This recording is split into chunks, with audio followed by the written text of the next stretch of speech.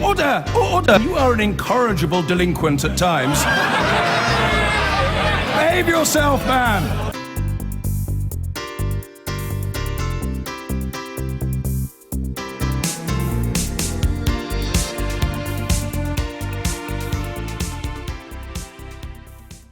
I'm joined by one of the Queen's Privy Councillors, the former Republican firebrand and now Shadow Chancellor, John McDonnell. Congratulations, Mr McDonnell. You get them in, Andrew, don't you? The Right Honourable John McDonnell. Congratulations. Now, you have backed this spending of 360 million or whatever it is on Buckingham Palace. Is that really right? I mean, is it correct that, given how wealthy the royal family are, that the taxpayer is picking up the bill at this difficult time for Buckingham Palace? It's a public building, it's a public monument, so it's a heritage building, so we have to invest in it to preserve it. Yeah. If the Queen, the royal family, want to consider a contribution, I certainly wouldn't send the cheque back. You'd like them to think about it. It does show, though, that when we need the money for buildings and maintenance, we can afford it. So we should be building homes, we should be tackling the maintenance problems that ordinary people have got as well. And can I just say this gently as well? Given the wealth involved, should they be paying for some of this? Well, I think that's for them to consider, and I think we'd welcome it. But also, I just say this gently as well, if it is a public building, it would be a nice touch if it was opened up to the public free of charge a bit more as well. That's very interesting. Let me turn to the big picture. You've talked about a fiscal credibility plan. Your party is way behind the Tories at the moment in terms of public trust on the economy, so you need credibility. Explain to me again what the fiscal credibility plan actually is. We've been behind on fiscal credibility ever since the crash in 2008. It hasn't changed since then, so we've got to build up our credibility.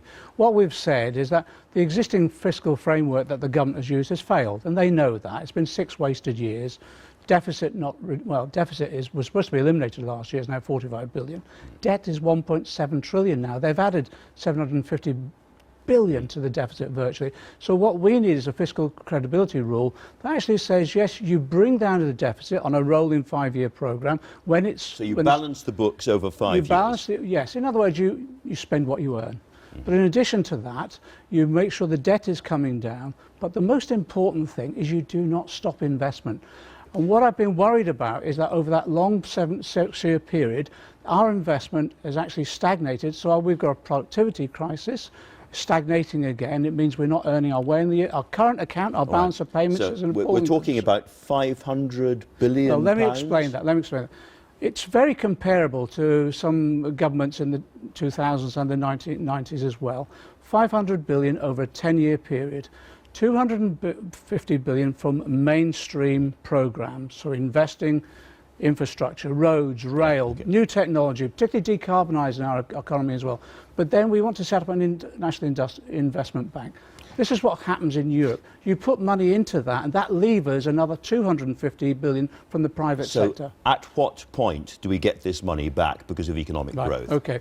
Economic growth, I think, would come fairly rapidly because there's been a... Let me just give this example of what's happened under the existing government. We've had an infrastructure pipeline. Only 1 in 5 projects is actually meeting construction targets.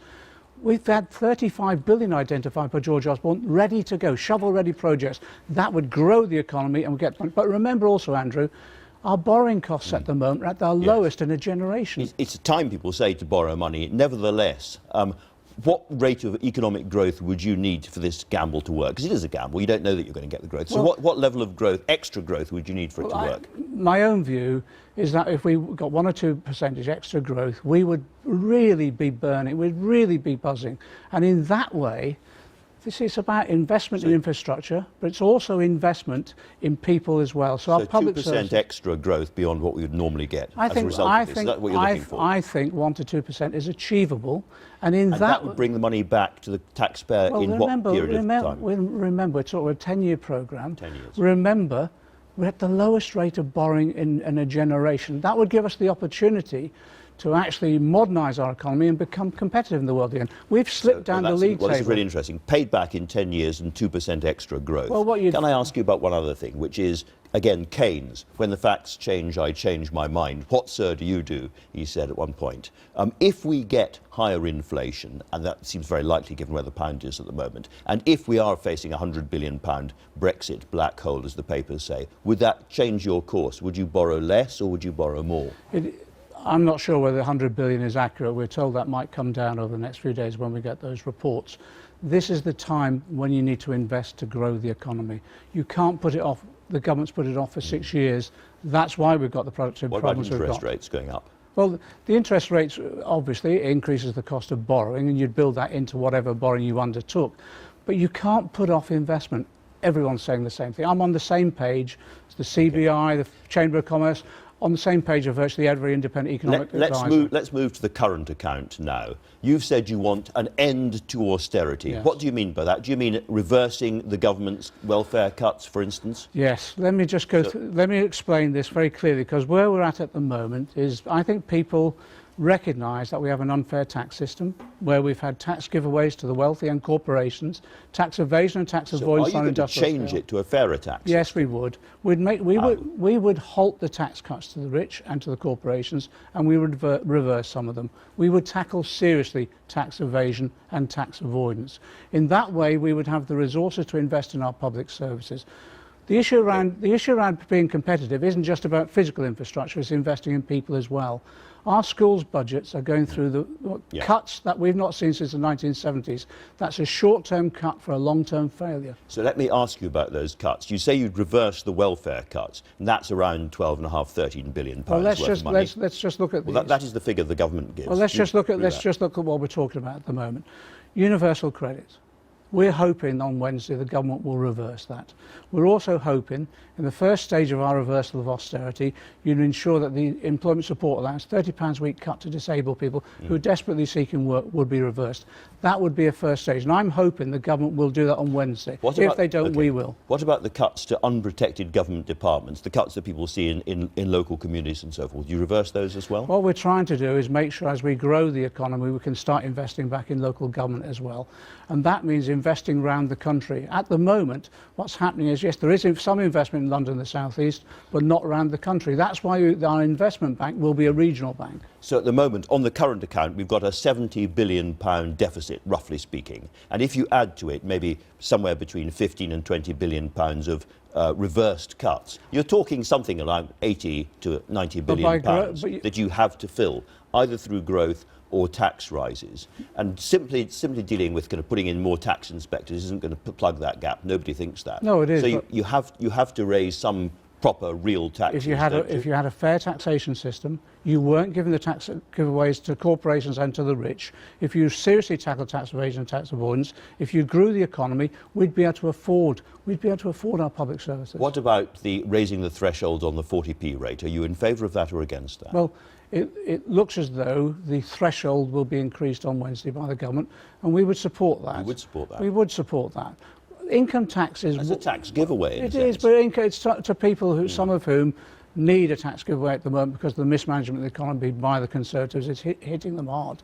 But what we need is a long-term strategy. We can't have... All right. This budget, this autumn statement, we're going back to giveaways and gimmicks again. A lot of the infrastructure I've heard the government is supposed to be announcing are press releases we've had already. But it was said in the papers that Philip Hammond is reversing Osborneonomics, and that they are in a sense ditching austerity and they're going back to investment. Do you accept that? Is your case that they're simply not doing enough of it, or that it's... Well, let's be clear. A lot of this is going to be gimmicks and press releases all over again. As I've said, in the pipeline, we've only seen 1 in 5 delivered to construction, that's all. So a lot of this will be repeats of what we've seen already. Some of the issues around infrastructure, like research and development, is simply replacing the cuts that they've made over the recent years. But it's a change in direction, nevertheless. Oh, look, it's a minor change in direction when this autumn statement should be significant reversal of existing economic strategy. You can put this to him in the sofa chat later on. Certainly can. Let me ask you about Brexit, because as I understand it, the Labour Party's position is that the version of the Brexit that Theresa May is going for, which doesn't necessarily protect workers' rights and wouldn't give us full access to the single market, would be disastrous for this country.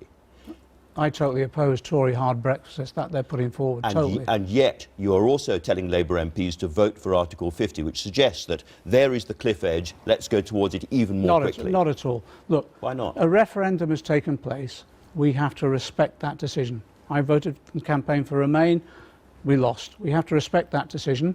We do not want to be accused by not voting for Article 50 to be trying to somehow overturn that referendum. But The serious negotiations will start taking place after Article 50. And That's do you when think we need you to then come get to a chance to actually amend the government's plans?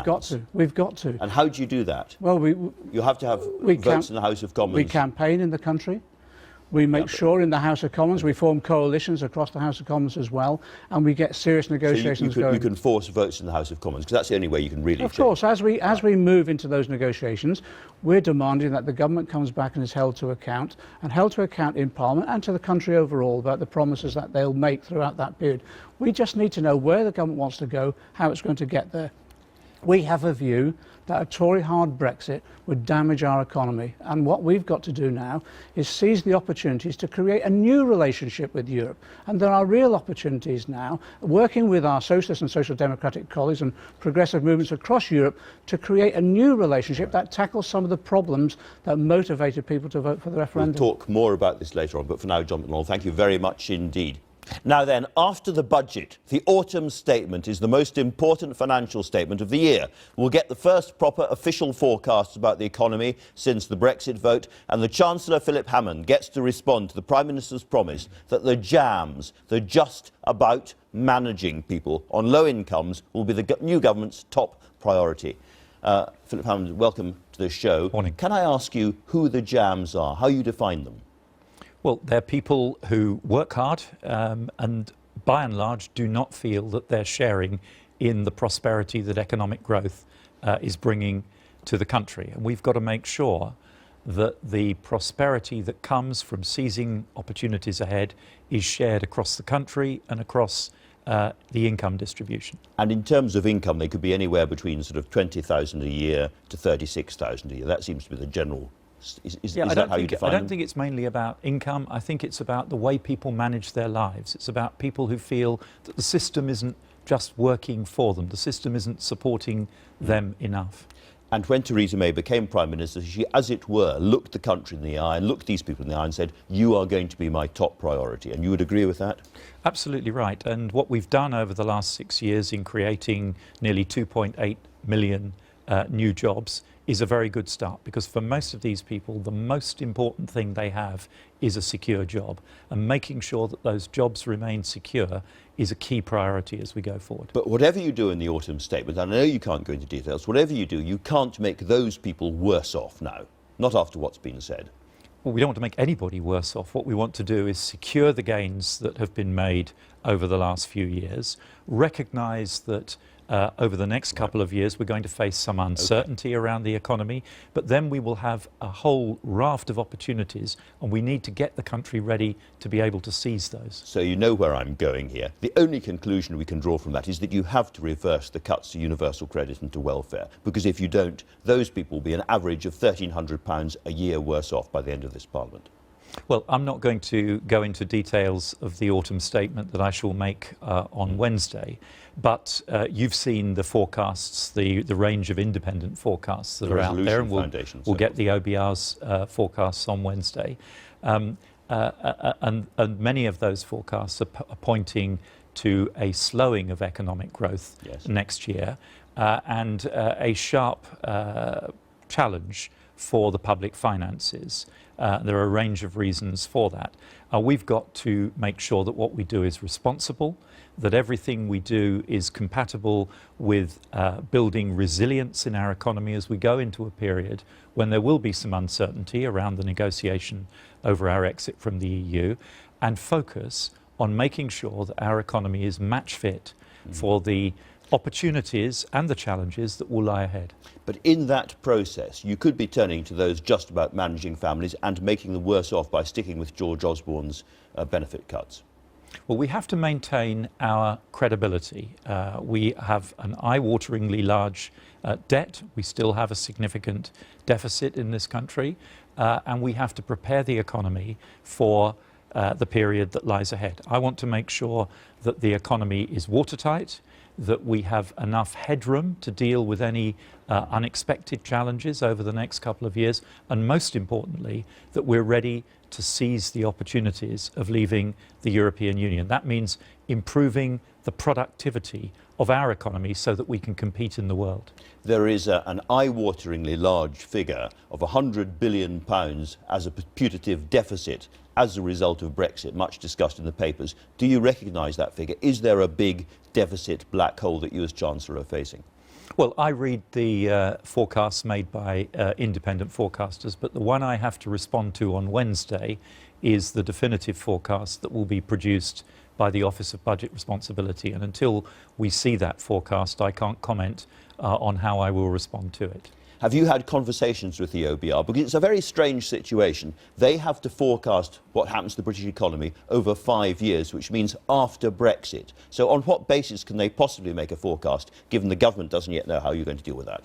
Well, clearly, that's why there is a larger degree of uncertainty than usual about the economy over the next couple of years. And it'll be for the OBR themselves to explain in their report how they've dealt with that higher degree of uncertainty. But of course, we don't know exactly where we're going to end up at the end of that period of negotiation. That's why we need to build more resilience. This, is it not? It's an almost meaningless process. If you haven't given them specific private information about what you intend to do, then they're just making the same kind of guess that anybody watching this programme could make. And therefore, there's no particular reason to think that their £100 billion black hole, if that's what it is real or anything else they say. Andrew, it isn't about us giving them information. The fact is we're going to enter into a negotiation with our EU partners about the terms of our future relationship with them.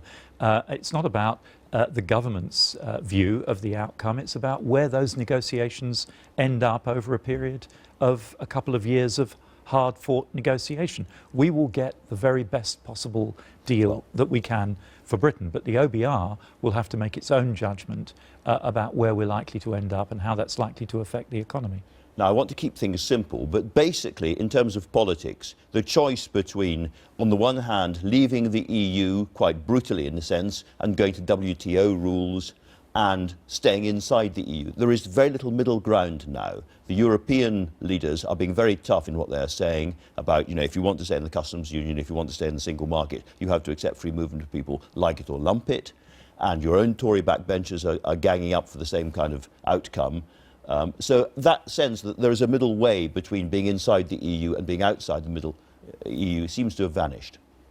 Well, I don't There's accept. no soft option. I don't accept that sense. I think that what we're seeing in Europe is a very disciplined approach to their opening position in what will be a long and complicated negotiation. Well, we've explained repeatedly to people here, and I do understand the frustration among people who would like us to be much more open about what we're thinking of doing, how we're intending to conduct this negotiation. But look at what the Europeans are doing. A very disciplined line, keeping their cards very close to their chest in order to maximise their negotiating advantage. And I want to ensure that Theresa May goes into these negotiations with all the cards in her hand, with the maximum negotiating flexibility, so that she can play her hand to the maximum benefit of Britain. That's in all our interests. And with the greatest respect, those who are urging us to reveal our tactics are inviting us to undermine our own negotiation. And yet we have to know, roughly speaking, where we're going as a country. Can I ask you, when we leave the EU, when we leave the EU, is it important that we set up our own trade negotiations, our own trade deals around the world with America and Australia and other countries? Is that important to us? Well, of course, we will have new opportunities when we leave the European Union. And over the course of the negotiation, we will discuss various options, various possibilities, various combinations of outcomes. But we have to be able to have our own deal, surely. Our key issue is to get the very best possible deal for the UK, for British workers, British companies, British businesses. And we need to keep the maximum flexibility. We need to approach these negotiations with an open mind, but a single clear objective: the maximum advantage for Britain and the British people. But this suggests that we could, after Brexit, not be able to do our own free deals with other countries. Because if we stay inside a customs union, as you know, we're not able to do that. So maybe Boris was right when he said we probably will leave the customs union. But Andrew, I simply don't think it's helpful for us to go into a negotiation having unilaterally declared certain things we will or won't do. I think we should go in there with a single clear objective. We are leaving the European Union. The terms of our future relationship with the European Union, the terms of our future trade with the rest of the world are all on the table, and we should be prepared to discuss all of these things with a clear objective of getting the best possible deal for Britain to protect the British economy and to protect the living standards of British people. You yourself said that the only honest alternative to the EU was WTO rules. Does Philip Hammond still agree with Philip Hammond? Well, WTO rules are the straightforward default option if we were to leave the European Union without any agreement with our European neighbours about future access to their markets and their access to our market. But look, both sides have huge stakes in this game. We trade huge amounts together, and I am confident that we will be able to agree an arrangement with our European partners that ensures that our companies will continue to trade in and have access to European marketplaces. And yet that cannot happen unless we compromise on free movement. Every single European leader has said that. Mr. Barnier, who's in charge of the negotiations on their side, has said that. There is no reason to think they're bluffing about this. Well, Andrew, as I said earlier, I think the Europeans are being commendably disciplined in in the line that they take. But this will be a negotiation. We will have our opening positions. They will have their opening positions. It will be a long and hard-fought negotiation. But I'm sure, because logic dictates that we will eventually come to an agreement that works both for us and for our European neighbours. Can I put it to you that this is not really about the government hiding its hand from the Europeans, it's about the government hiding its hand from the House of Commons, because the government, the cabinet and the Conservative Party are deeply split between, as it were, the hard Brexit people who want a WTO rules and get out and that's it, and people like yourself who would like to negotiate something in between current membership of the EU and simply relying on the WTO rules. And that split can't be allowed to be seen visibly in the House of Commons because your party would fall to pieces. Well, I think you'd be surprised by the degree to which the Cabinet is coming together around a view of the challenges and the opportunities that we will have as we move this debate forward. We're doing a huge amount of work. David Davis's department, Liam Fox's department, we work very closely together, and some of the messages we hear from people who haven't gone in to these issues in such great depth, frankly belies the complexity of this issue. We all want the same thing. We want to get the very best deal possible for Britain. I'm hearing this. Well, it's true. I get it. How important is it, you see the money coming in, how important is it to this country that we retain our banking sector at more or less the same state as it is at the moment in London? Well, financial services is a very important sector of the UK economy. And a significant proportion of Britain's financial services industry is generated through trade with the European Union. And by the way, the City of London provides a vital resource to businesses, manufacturers, and farmers across the European Union. But maintaining that access will be very important to us, and it will be a key demand in our negotiations. A key demand. And right now, as you know, Mr. Schäuble in Germany and Mr. Barnier and others in France, they're making very, very disciplined and tough efforts to lure people to Frankfurt and to Paris. And we are not able to give any reassurance whatever to the banks based in Britain about passporting rights in that relationship. Is there anything more you can say to help them stay? Well, I talk to the major banks and financial institutions based in London on a regular basis, and of course we provide them with reassurance about the fact that we will argue very strongly for maximum access for financial services during these negotiations. But this will be a long process, and part of this process will be about the Europeans themselves thinking very carefully about what they want, because some of what I'm hearing from European politicians, I understand in terms of political rhetoric, but doesn't make a lot of sense in terms of economics. So you still think they're bluffing?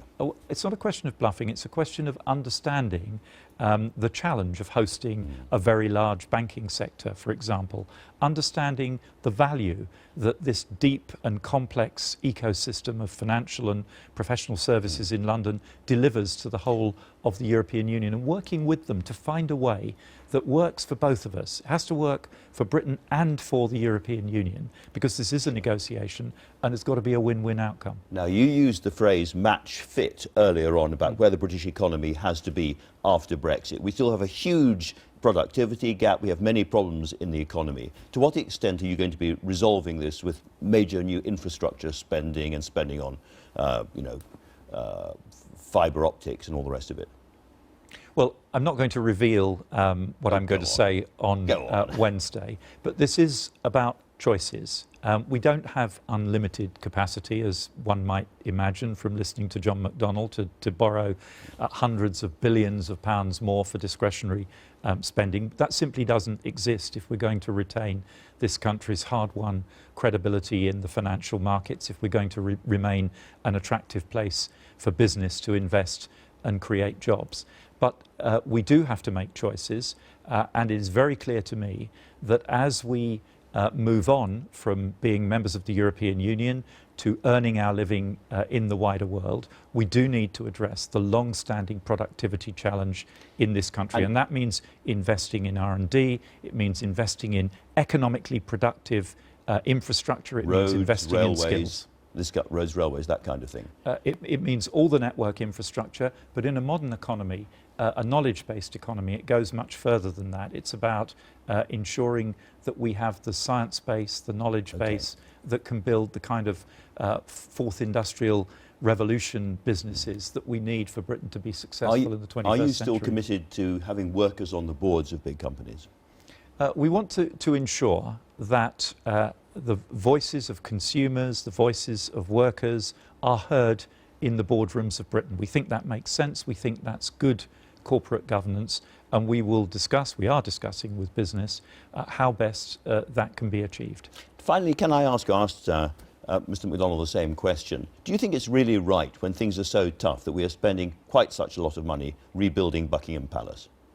Well, this is a Grade 1 listed building, an important and iconic monument, a key element supporting Britain's hugely important tourist industry. It's also a building owned by the government. We have responsibilities as a government when we own heritage assets, and this building has not been... The royal family is very wealthy. Should they not be contributing to it as well? This is a public building. It's not had its services renewed since the early 1950s. It's frankly a hazard. There's fire risk, there's flood risk hazard from the decrepit state of the services in Buckingham Palace. It's never an easy decision to make, but like the decisions that are being looked at around the Palace of Westminster, another iconic historic heritage building that is fading away before our very eyes. Right. Sometimes we have to make these difficult long-term decisions. We will talk some more in just a moment, but for now, thank you very much indeed. So I've got both of you on the sofa again. I'm delighted to say it's a great tradition in the programme. Can I just start off by asking Mr. Hammond again about Ms Fernandes, your MP colleague, who is leading this charge by Conservatives, including former cabinet ministers, for what they call a clean Brexit. This is something that your party now wants. What's the problem with it? What's the problem with constraining the Prime Minister is that we give away our negotiating cards before we've even started the negotiation. I believe that the best way to support Theresa May to get the best possible deal for Britain is to let her go into these negotiations with the maximum flexibility, to play her hand carefully and to come out with the best possible deal for Britain. So these Tory MPs making noises off should back off and shut up? Well, I'd urge my colleagues to give the Prime Minister the flexibility she needs to get the best deal for Britain in what will be a very complex negotiation. I don't think this is about negotiations with the Europeans. I think this is about negotiations within your own party. And I think all we're all asking for is, what is the vision? Where do you want to arrive at? What is the objective? And you don't seem to set that. I listened to the interview. It's about as clear as mud. Even your own side are now saying, tell us where we're going. It isn't about giving away your negotiating tactics. Or to put it more gently, when will we know? When will we know? This is a negotiation. We know where we want to end up. We want to end up with the best possible access to European markets for British firms, the products of British workers, and we want So is that tariff-free access to the single market? we want European workers and European firms to have continued access to the UK's market. And I'm not going to set out any red lines around that. I'm prepared to see a wide-ranging discussion as we look at how to create a bespoke solution that will deliver the best possible outcome. You're not going to get that. Let me ask about something else we discussed earlier on, which is the benefit cuts area. Now, I know that you don't want to give a statement ahead of the autumn statement. Nevertheless, it would be a big, big blow to a lot of people who have been told by your government that they are the main priority if you didn't do something. Are you going to change direction? Well, Andrew, we've had to make some very difficult decisions to deal with the huge legacy that we've inherited from Labour, a massive deficit over 10% of our GDP. And over the last 30 years, our in-work benefit system costs have spiralled out of control. They've tripled over that period in real terms. And welfare spending, have been so welfare spending has had to play a part in the fiscal consolidation, along with all other areas of government spending. We made a manifesto commitment to reduce welfare spending by 12 billion pounds. Philip, We've made a commitment since that we will not take any further measures to reduce welfare over and above those that have already been announced. This is money coming out of the pockets of doing everything asked of them, trying to get work or in work, looking after their children, contributing to society. I'll just ask you this question. Will you change direction? Because if you reverse the cuts to universal credits in full and the cuts, the £30 a week cut to ESA, employment support lines to disabled people, you'll have my support. John, what I have not heard from you is where you would get the money from to do all these easy options. All these easy options. Well, let me tell you, I'd stop the tax giveaways on, for example, capital gains tax. I'd stop the tax giveaways to corporations. Look, we'll support you. We now have the top 10% of taxpayers making a higher contribution to taxation than they did at any time under the last Labour government. The IFS said that top 10%, actually the bottom 10% have 25 times been hit harder than that top 10%. That's the IFS. I'll tell you what I will not do. Give us the assurance. I'll tell you what I will not support. do. I will not make Britain an unattractive place for businesses to invest, for businesses to start up and grow, benefits to people in work. Foreign investors to bring their capital here. These are people who are working to make our economy well.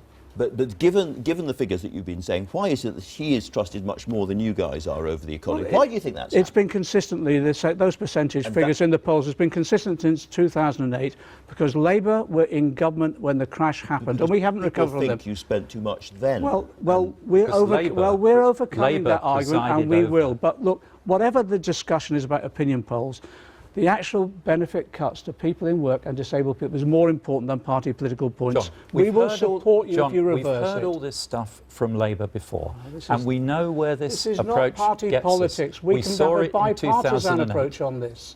You don't have to harm these people who are working hard to get by. You don't have to harm disabled people in this way. It's easy to sit on the sofa and pretend there are no difficult decisions to be made. I know the difficult decisions, but not on the backs of these people. From each of you to Boris Johnson about the customs union comment. A very quick word of advice to the Foreign Secretary about his comment about leaving the customs union. Helpful or not helpful? We haven't yet decided on customs union. That will be one of the issues that's in play in the negotiations. Attlee's advice to his ministers, a period of silence, will be very gratefully received. Well, many people will think the same about the entire programme, but for now, thank you both very much indeed.